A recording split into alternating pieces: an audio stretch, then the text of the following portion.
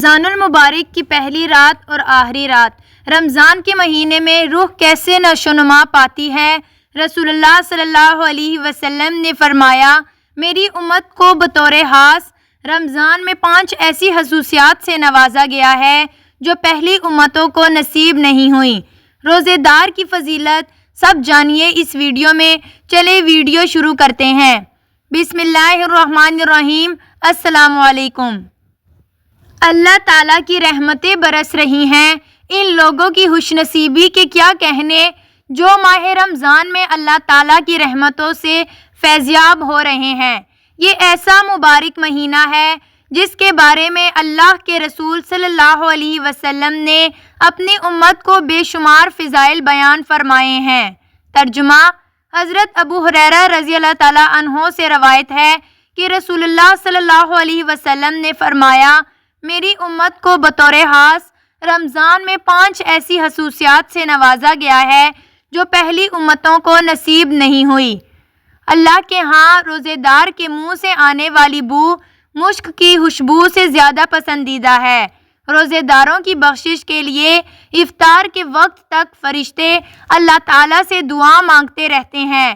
روزے داروں کے لیے روزانہ جنت کو سجایا اور آراستہ کیا جاتا ہے۔ اللہ رب العزت جنت سے فرماتے ہیں کہ عنقریب میرے نیک بندے خود سے مشقتوں کو دور کر کے تیرے اندر آنے والے ہیں۔ اس میں سرکش شیاطین کو باندھ دیا جاتا ہے۔ وہ رمضان میں ان برائیوں تک نہیں پہنچ سکتے جن برائیوں میں رمضان کے علاوہ پہنچ سکتے ہیں۔ رمضان المبارک کی آخری رات میں روزے داروں کی مغفرت کا فیصلہ کیا جاتا ہے۔ صحابہ کرام نے پوچھا کہ یہ مغفرت والی رات شب قدر ہی ہے نا؟ رسول اللہ صلی اللہ علیہ وسلم نے فرمایا، نہیں، بلکہ دستور دنیا یہی ہے کہ مزدور کو کام ختم ہونے کے وقت مزدوری دے دی جاتی ہے۔ روزے دار کے منہ کی بو۔ اللہ کریم کا کرم دیکھیے کہ روزے دار کا معدہ خالی ہونے کی وجہ سے اس سے جو ایک بو اٹھتی ہے، اللہ تعالیٰ کو وہ مشک سے بھی زیادہ پسند ہے۔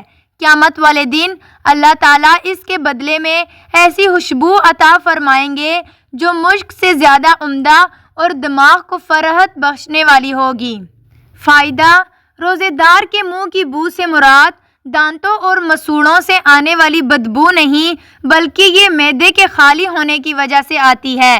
بعض لوگ اس بارے میں ایک غلطی کرتے ہیں کہ وہ روزے میں مسواک چھوڑ دیتے ہیں کہ کہیں منہ کی بو زائل نہ ہو جائے۔ روزے کی حالت میں مسواک ضرور کرنی چاہیے۔ ترجمہ: حضرت عامر بن ربیع ادوی رضی اللہ تعالیٰ عنہ فرماتے ہیں کہ میں نے رسول اللہ صلی اللہ علیہ وسلم کو روزے کی حالت میں کثرت کے ساتھ مسواک کرتے ہوئے دیکھا ہے۔ ترجمہ: حضرت عائشہ رضی اللہ تعالیٰ عنہا سے روایت ہے کہ رسول اللہ صلی اللہ علیہ وسلم نے فرمایا، مسواک کے ساتھ ادا کی ہوئی نماز بغیر مسواک والی نماز سے 70 گنا فضیلت والی ہے۔ ترجمہ: حضرت عائشہ رضی اللہ تعالیٰ عنہا سے مروی ہے کہ رسول اللہ صلی اللہ علیہ وسلم نے فرمایا، مسواک کرنا منہ کی پاکیزگی اور رب کی خوشنودی کا باعث ہے۔ مسواک سے جو بو دور ہوتی ہے وہ دانتوں اور مسوڑوں کی ہوتی ہے۔ نظافت اور طہارت پاکیزگی کا تقاضا یہی ہے کہ اس بدبو کو دور کیا جائے۔ باقی جس کا تذکرہ حدیث مبارکہ میں آیا ہے، مسواک کرنے سے اس پر کوئی فرق نہیں پڑتا۔ روزے دار کے لیے دعا۔ احادیث مبارکہ میں خود روزے دار کی دعا کی قبولیت کا تذکرہ بھی ہے، لیکن قربان جائیے کہ روزے دار کے لیے فرشتے دعا کرتے ہیں اور برابر افطار کے وقت تک کرتے رہتے ہیں۔ جنت کا آراستہ ہونا۔ جنت اگرچہ خود بہت خوبصورت ہے، لیکن اس کے باوجود روزے دار کے اعزاز و اکرام کے لیے اسے مزید سجایا جاتا ہے۔ کتنے خوش قسمت ہیں وہ لوگ جو رمضان میں اللہ کو راضی کر کے اپنے لیے جنت واجب کر لیتے ہیں۔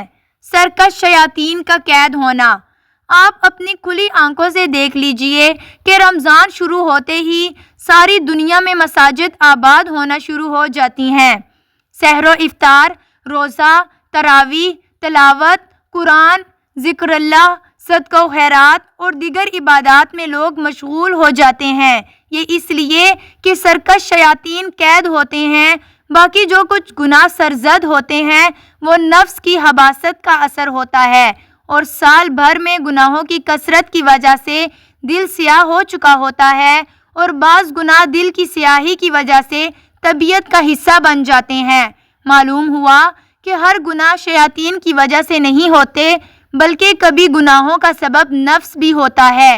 اس لیے صوفیاء و مشائخ کی محنت نفس کی اصلاح ہوتی ہے۔ روح اور نفس، عام طور پر دو لفظ بولے جاتے ہیں، نمبر 1 روح اور نمبر 2 نفس۔ روح کی 2 قسمیں ہیں، ایک طبعی اور دوسری ملکوتی۔ طبعی روح فطرتی تقاضوں، کھانا پینا، سونا جاگنا، اختلاط پر ابھارتی ہے اور ان کی تکمیل سے خوش ہوتی ہے۔ یہ انسانوں اور جانوروں سب میں پائی جاتی ہے، اسی کو نفس کہتے ہیں۔ اور دوسری ملکوتی جو صرف انسان کا خاصہ ہے، اس کا تعلق عالم بالا سے ہوتا ہے۔ یہ محبت و شفقت، جود و کرم، صدق و عدالت اور ذکر الہی سے خوش ہوتی ہے۔ نیک اعمال سے روح خوش ہوتی ہے اور اسے تقویت ملتی ہے، جبکہ گناہوں سے نفس کو خوشی ملتی ہے۔ بعض لوگ دونوں کو ایک سمجھ لیتے ہیں، جو سراسر غلط ہے۔ آخری رات میں بخشش۔ رمضان المبارک کی آخری رات بہت قیمتی ہوتی ہے۔ اس رات میں اللہ رب العزت روزے داروں کی بخشش فرماتے ہیں، مہینہ بھر روزہ رکھنے کا انعام عطا فرماتے ہیں، لیکن ہم اس رات موج مستی میں مصروف ہوتے ہیں، حالانکہ یہی تو وہ وقت ہوتا ہے جب اللہ تعالیٰ سے اپنی بخشش کرائی جائے، اپنے لیے مغفرت کا فیصلہ کرایا جائے۔ اے کاش ہمیں اس بات کا احساس ہو سکے کہ ہم کتنی بڑی دولت اپنے ہاتھ سے ضائع کر بیٹھتے ہیں۔ اللہ تعالیٰ ہمیں یہ تمام خصوصیات عطا فرمائے اور اس رمضان کو ہماری بخشش کا فیصلہ فرما دے، آمین۔ امید کرتی ہوں کہ یہ معلومات سے بھرپور ویڈیو آپ کو پسند آئی ہوگی۔ مزید معلومات کے لیے ہمارے چینل کو سبسکرائب کریں، کمنٹ باکس میں رمضان المبارک ٹائپ کر دیں۔